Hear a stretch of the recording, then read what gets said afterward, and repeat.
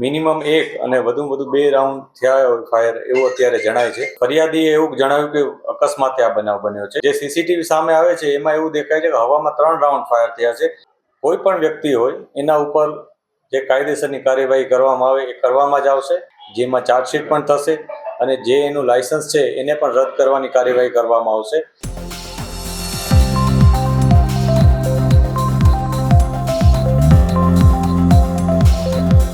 કે એક વ્યક્તિ કે જેનું નામ ઉમેશ તિવારી છે, એ પોતે લાયસન્સ ગન ધરાવે છે.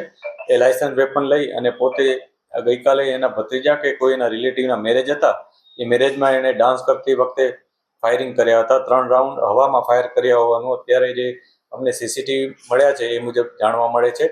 અને ત્યારબાદ બીજી એક કે બે મિનિમમ એક અને વધુ બે રાઉન્ડ થયા હોય ફાયર એવું અત્યારે જણાય છે, જેમાં 2 વ્યક્તિઓની ઈજા થઈ છે.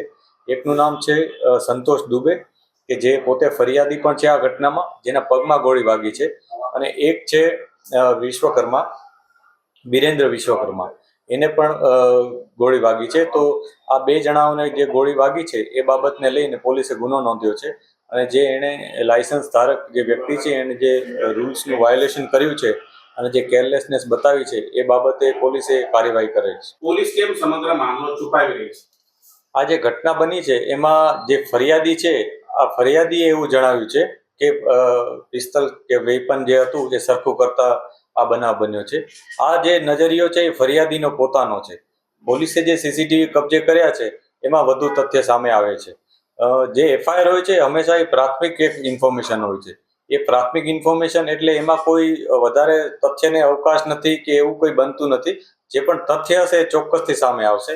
એણે હવામાં ફાયરિંગ કર્યું છે તો એના માટે પણ અમે જે કાર્યવાહી છે એ કરીશું અને જે પુરાવા અમને મળે છે એ મુજબ જ આગળની તપાસ થશે. જે સીસીટીવી સામે આવે છે એમાં એવું દેખાય છે કે હવામાં 3 રાઉન્ડ ફાયર થયા છે અને પછી જેવો એનો હાથ નીચે આવે છે એ દરમિયાન કંઈક ઘટના બને છે અને એમાં એનો જે એક ફરિયાદી, એક જે વ્યક્તિ છે જેની ઇન્જરી થઈ છે એ સીસીટીવીમાં સ્પષ્ટ દેખાય છે કે એ તરત ખુરશી ઉપર બેસી જાય છે.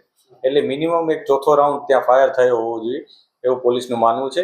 અને જે ફરિયાદીએ જે વિગત દર્શાવી છે એફઆઈઆરમાં, એના ઉપરાંત જે પુરાવા મળશે, આસપાસના જે લોકોના નિવેદન હશે એના ઉપરથી અમે કાર્યવાહી કરીશું. આવી કોઈ ઘટના હજી સુધી પોલીસના સામે નથી આવી કે ફરિયાદીને દબાણ આપવામાં આવ્યું. જો એવું કાંઈ બને તો રાતના ફરિયાદ આવે જ નહીં.